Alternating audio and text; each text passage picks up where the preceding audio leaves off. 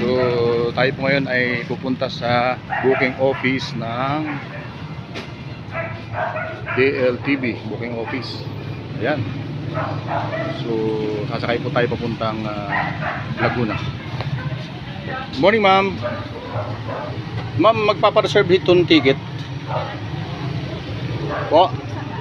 Usala. Gila kayo nagbablog lang ako kasama at pag-vlog. Ayan o.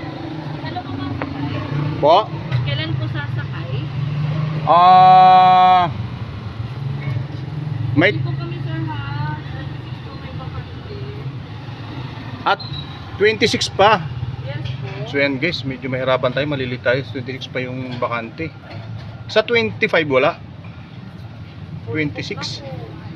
Ako po, fully book na po mga guys. So kayo, pag kayo sasakay guys, dito na kayo sumakay sa DLTV. Ayan, bus. Mga bago ang kanilang mga unit guys. Ayan o. Meron silang contact number, pwede kayong kumontak. Ayan. So DLTV bus ang ating sasakyan going to Laguna. Ayan. So guys, kuha tayo ng ticket. Wala tayong, no choice tayo kasi kailangan natin magbiyahe. So 26 ang kanilang bakante. Ayan ma'am, kukuha po ako ng isang ticket. So ayan guys, ang alis pala dito ay ito po. Alas 6 ng hapon ang kanilang alis. At tanungin natin kung anong oras. Ma'am, anong oras po yan na darating sa Maynila?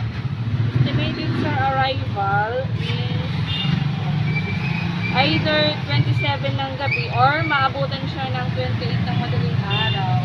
So arrival po natin is 28 ng madaling araw.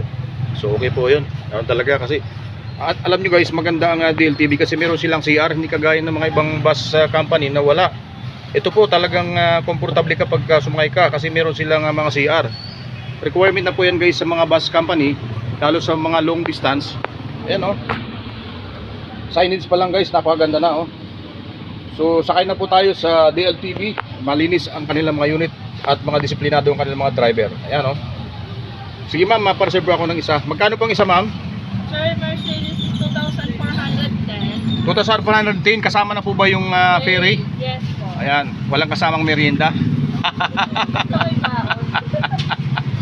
Pangalan sir? Sige ma'am, Rodolfo Sumuok. And so guys, yan, ini-encourage ko po kayo guys. Hindi sa talagang malinis ang kanilang mga unit, mga bago. Hindi kakarag-karag, hindi kagaya ng mga ibang bus company, kakarag-karag. So the best po sila guys, ang kanilang serbisyo. Ayan o. So yan guys, ang kanilang opisina ay located dito sa may anong gasoline station to? Petron. Sa Giwan guys. So kung gusto nyo magpa-reserve biyaheng Maynila, pumunta na po kayo dito sa booking office nila sa Giwan. Dito sa Petron guys. Magaganda ang kanilang mga unit at komportable kayo, aircon, full air condition, mga bagong unit at may mga CR. So ayan guys. Thank you at magbabayad na tayo. So ayan guys, magbabayad po tayo. Ang pamasahe po nila ay 2,400 plus. Dito lang naman, Mahal na pong pamasahe. So 1, 2, 3, 4, 5. So ayan guys, mahal na pong pamasahe po ngayon. Ayan. So ayan po yung schedule po nila. Ayan, daily schedule. Kung gusto nyo magpa-reserve, ayan, mayroon pong contact number dyan. Ang kanilang daily trips ay Cubao, Pasay LRT. Ang kanilang opisina po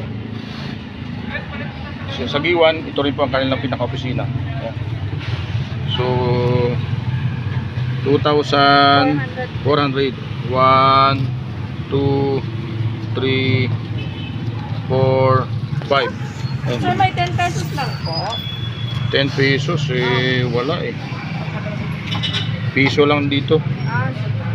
So yan guys, so sureball na yan na 26. 25. Yes, opo. So yan guys, seat number 10 po ito no.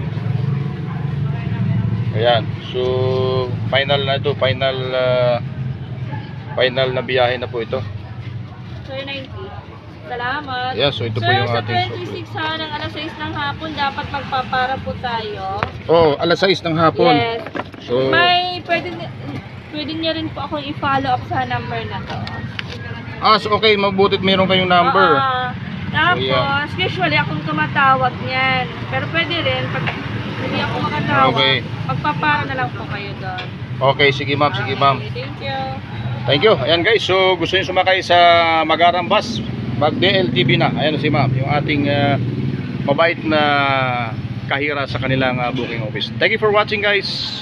God bless. Ayan o. Ayan. Thank you ma'am. Bye bye.